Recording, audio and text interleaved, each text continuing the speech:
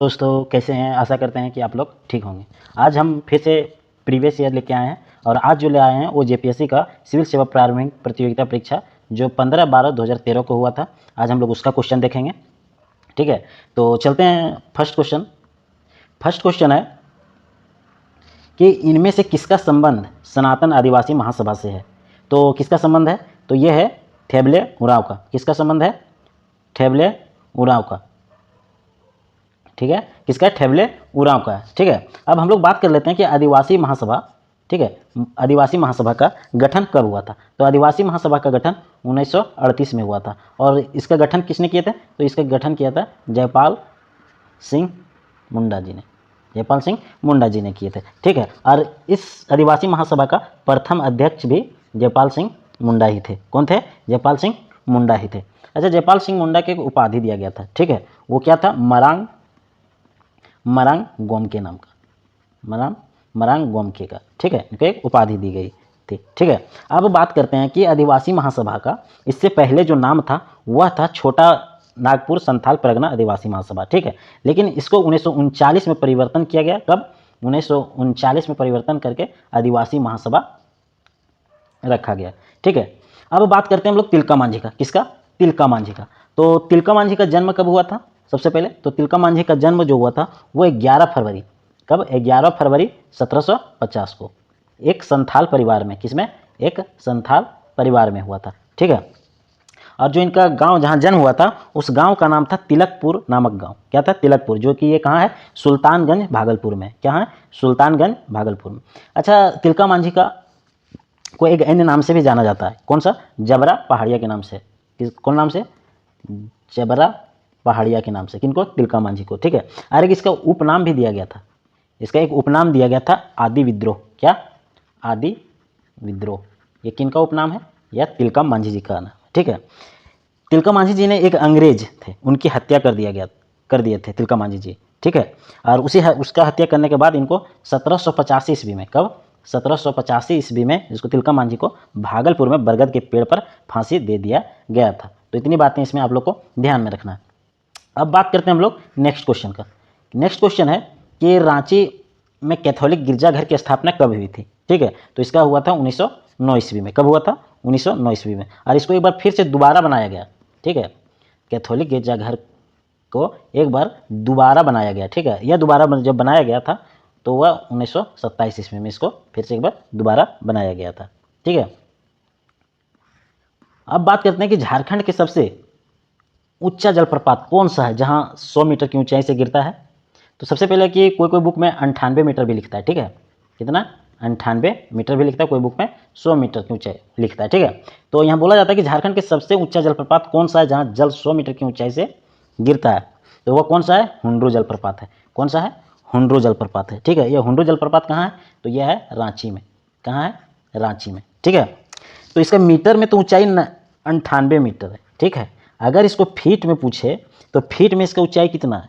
तो देखिए, सबसे पहले कि कोई बुक में इसका 320 फीट दिया गया है और कोई बुक में 322 फीट दिया गया है। ठीक है, अगर फीट में बात करें तो। ठीक है, इतना ऊंचाई से यह गिरता है। बात रही कि यह झारखंड का दूसरा ऊंचा जलप्रपात है। झारखंड का यह हुंड्रू जलप्रपात जो है यह झारखंड का दूसरा सबसे ऊंचा जलप्रपात है। क्यों? दूसरा। अगर हम लोग से पूछ दिया जाए कि पहला कौन सा है, तो पहला सबसे ऊंचा जलप्रपात जो है वह है बूढ़ा घाघ। कौन है? बूढ़ा घाघ जलप्रपात। सबसे ऊंचा जलप्रपात झारखंड में बूढ़ा घाघ जलप्रपात। अच्छा, अगर हुंड्रू जलप्रपात का देश में ऊंचाई में केवां स्थान है, तो इसका याद रखिएगा 34वां स्थान है। कितना? 34वां स्थान है। किसका? हुंड्रू का। ठीक है, अब बात करते हैं कि हुंड्रू जो जलप्रपात है वह किस नदी पे स्थित है। तो यह है स्वर्णरेखा नदी पे। कौन सा? स्वर्णरेखा नदी पे स्थित है। कौन सा? हुंड्रू जलप्रपात। ठीक है, तो इतनी बातें आप लोग हैं हुंड्रू जलप्रपात के बारे में आप लोग को ध्यान में रखना है। ठीक है, अब हम लोग थोड़ा बात कर लेते हैं किसका? जौनहा जलप्रपात का। किसका? जौनहा जलप्रपात का। तो जौनहा जलप्रपात, ठीक है, सबसे पहले इस किस जिला में? ठीक है, तो ये भी कहाँ है? यह भी आपका रांची में। जौनहा जलप्रपात कहाँ है? यह भी आपका रांची में। पूछा जाए कि यह किस नदी पे स्थित है, तो यह राडू नदी पे स्थित है। कौन सा? कोलोराडो नदी पे स्थित है। कौन? जोन्हा जलप्रपात। ठीक है, अब इसकी अगर ऊंचाई की हम लोग बात करें तो अगर मीटर में हम लोग बात करेंगे तो 43 मीटर है इसकी ऊंचाई जोन्हा का। ठीक है, और अगर हम लोग फीट में इसका बात करेंगे तो 141 फीट इसकी ऊंचाई है जोन्हा जलप्रपात की। ठीक है, यह लटकती हुई घाटी का उदाहरण है। कौन सा जलप्रपात जो कि लटकती हुई घाटी का उदाहरण है? तो वह है जोन्हा जलप्रपात। ठीक है, ये बातें आप लोग को ध्यान रखना है। अब हम लोग बात कर लेते हैं दसम जलप्रपात की। इसका तो ये भी कहाँ है? सबसे पहले कि रांची में। कहाँ है? रांची में। ठीक है, यह किस नदी पे स्थित है? तो यह कांची नदी पे स्थित है। कांची नदी पे स्थित है कौन? दसम जलप्रपात। ठीक है, अगर इसकी ऊंचाई की हम लोग बात कर लें तो यह मीटर में 44 मीटर है।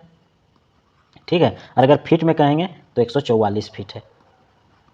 ठीक है, इसका दसम नाम कैसे पड़ा? तो इसका दसम नाम जो पड़ा था ये इस कारण पड़ा था कि यह 10 धाराओं में विभाजित होता है। कितने धाराओं में? 10 धाराओं में, इसलिए इसका नाम दसम जलप्रपात है। ठीक है, अब बात कर लेते हैं थोड़ा हिरनी जलप्रपात का।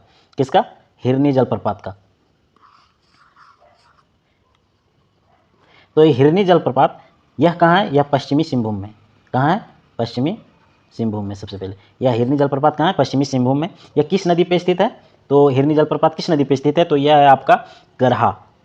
किस नदी पे है? गरहा, जिसको हम लोग राम गरहा भी बोलते हैं। क्या बोलते हैं? राम गरहा। ठीक है, इस नदी पर स्थित है कौन सा? हिरनी जलप्रपात। और अगर इसकी ऊंचाई की हम लोग बात कर देंगे तो इसका अगर मीटर में बात करेंगे तो 37 मीटर हो जाएगा, और फीट में बात करेंगे तो 121 फीट। ठीक है, और एक इंपॉर्टेंट इसमें यह भी बात ध्यान रखना है कि यह रांची चाईबासा मार्ग पर स्थित है। किस पे स्थित है? रांची चाईबासा मार्ग पर स्थित है कौन सा? हिरनी। तो इतनी बातें इसमें आप लोग को ध्यान रखना है। अब हम लोग बात करते हैं नेक्स्ट क्वेश्चन का। नेक्स्ट क्वेश्चन है झारखंड में मुख्यतः कितने प्रकार की फसलें पैदा होती है? तो कितने प्रकार की फसल पैदा होती है? तो यह 3 प्रकार की फसल पैदा होती है। कौन कौन? धान होती है, गेहूं होता है और मक्का होता है। ठीक है, कौन कौन? धान, गेहूं और मक्का। हम लोग बात करते हैं कि अगर झारखंड में कृषि मौसम के हिसाब से यह कितने क्षेत्रों में बांटा गया है? तो यह आपका तीन क्षेत्रों में बांटा गया। कौन कौन? खरीफ हो गया आपका, रबी हो गया आपका, और एक जायद। ठीक है, यह झारखंड के कृषि मौसम के हिसाब से 3 क्षेत्रों में बांटा गया, खरीफ, रबी और जायद। और यहाँ जो 3 फसल मुख्य होती है वह धान, गेहूं और मक्का होता है। ठीक है, और हमारे झारखंड में जो कृषि करने वालों की जनसंख्या का प्रतिशत है वह 80% लोग खेती करते हैं। कितना? 80%। तो इतनी बातें आप लोग को इसमें ध्यान रखना है। ठीक है, अब हम लोग बात करते हैं नेक्स्ट क्वेश्चन का, और नेक्स्ट क्वेश्चन है 1857 की क्रांति में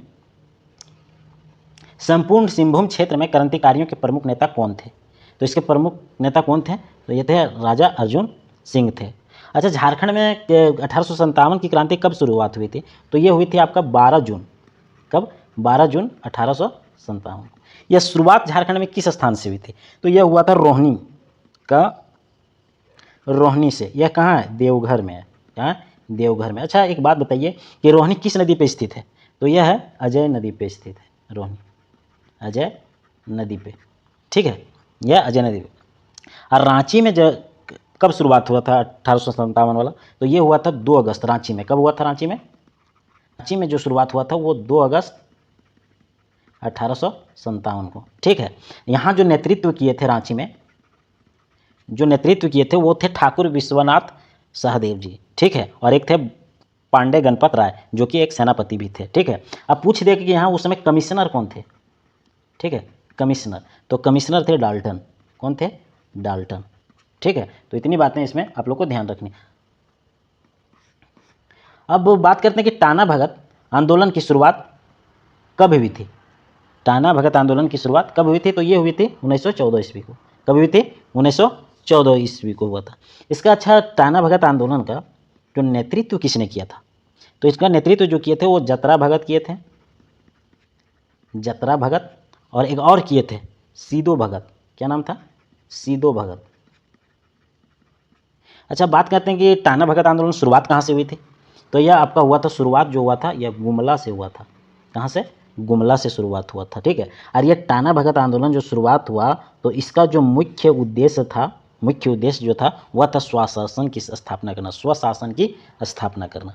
ठीक है, अब बात करते हैं हम लोग कि संविधान सभा में छोटा नागपुर के इनमें से कौन से आदिवासी नेता सदस्य थे? तो ये कौन से थे? तो ये थे जयपाल सिंह मुंडा थे। कौन थे? जयपाल सिंह मुंडा थे। कौन थे? जयपाल सिंह मुंडा थे। इन्होंने आदिवासी महासभा का गठन किया था, ठीक है। और इन्होंने ही अलग झारखंड राज्य के लिए आंदोलन शुरू किया था। किसने किया था? जयपाल सिंह मुंडा, ठीक है। और फिर इन्होंने जयपाल सिंह मुंडा ने 1950 ईस्वी को, ठीक है, झारखंड पार्टी का गठन किया। कब किया था झारखंड पार्टी का गठन? 1950 ईस्वी को। और फिर इसके बाद इन्होंने 1963 ईस्वी को झारखंड पार्टी को कांग्रेस में विलय कर दिए। किसमें? कांग्रेस में विलय कर दिए 1963 ईस्वी में झारखंड पार्टी को, ठीक है। इतनी ध्यान रखिएगा। उसके बाद इनका 20 मार्च 1970 को, कब? 20 मार्च, जयपाल सिंह मुंडा को 20 मार्च 1970 ईस्वी को नई दिल्ली में मृत्यु हो जाती है। दिल्ली में इनकी मृत्यु हो जाती है, ठीक है। अब हम लोग बात करते हैं कि बिरहोर का शाब्दिक अर्थ क्या है, ठीक है। तो बिरहोर का जो शाब्दिक अर्थ है वो जंगल का आदमी। इसका अर्थ क्या है? जंगल का आदमी, ठीक है। बिरहोर को हम लोग क्या बोलते हैं?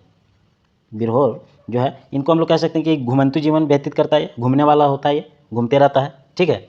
अब बात करते हैं कि इनकी बस्ती को क्या कहा जाता है, ठीक है। तो इसकी जो बस्ती है, जो इनके लोग की बस्ती होती है, उसको टंडा कहा जाता है, टंडा, ठीक है। बस्ती को टंडा कहा जाता है। और जो झोपड़ी होता है, क्या? झोपड़ी,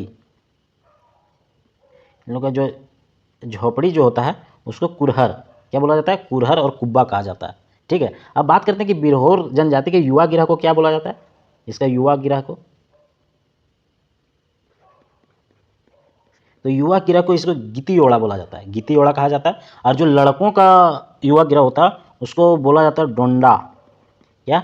डोंडा, कांडा, आंटा, ठीक है। ये लड़कों के युवा गिरह को बोला जाता है। और लड़कियों की युवा गिरह को डिंडी, क्या? डिंडी और कुंडी, ये कहा जाता है लड़कियों की युवा गिरह को, ठीक है। तो इतनी बातें इसमें आप लोग को ध्यान रखना। अब हम लोग बात करते हैं कि लेख शब्द की उत्पत्ति संस्कृत के किस शब्द से हुई थी? तो ये हुई थी लक्ष्य से। किससे हुई थी? लक्ष्य से। किससे हुई थी? लक्ष्य से। और आज का जो लास्ट क्वेश्चन है वो है कि झारखंड में Tata iron and steel company की स्थापना कब हुई थी, ठीक है। तो यह कब हुई थी? 1907 ईस्वी को हुई थी, ठीक है। Tata iron and steel company की स्थापना कब हुई थी? 1907 ईस्वी से। इसकी स्थापना जो किए थे वो किए थे दोराबजी टाटा ने। कौन किए थे? दोराबजी टाटा ने। लेकिन इसके जो वास्तविक संस्थापक को माना जाता है वो जमशेदजी टाटा को माना जाता है, ठीक है। किसको? जमशेदजी टाटा का वास्तविक संस्थापक। अब बात करते हैं कि यह किस नदी पे, ठीक है। Tata iron and steel company जो है वह स्वर्ण रेखा और खरकई नदी, कौन सा? स्वर्ण रेखा और खरकई नदी के संगम पर एक स्थान है सकाची। कौन सा स्थान है? सकाची नामक स्थान पर इसका स्थापना हुआ था, ठीक है। अब बात कर लेते हैं कि टाटा आयरन एंड कंपनी का मुख्यालय कहाँ है? तो इसका मुख्यालय है मुंबई। कहाँ है इसका मुख्यालय? मुंबई, ठीक है। तो इतनी बातें आप लोग को इसमें ध्यान रखना है। तो आज का वीडियो आप लोग को ज़रूर पसंद आया होगा, तो सब्सक्राइब, शेयर और लाइक ज़रूर कीजिएगा और कमेंट भी कीजिए, ठीक है। तो आज का वीडियो यहीं पे समाप्त करते हैं। जय हिंद।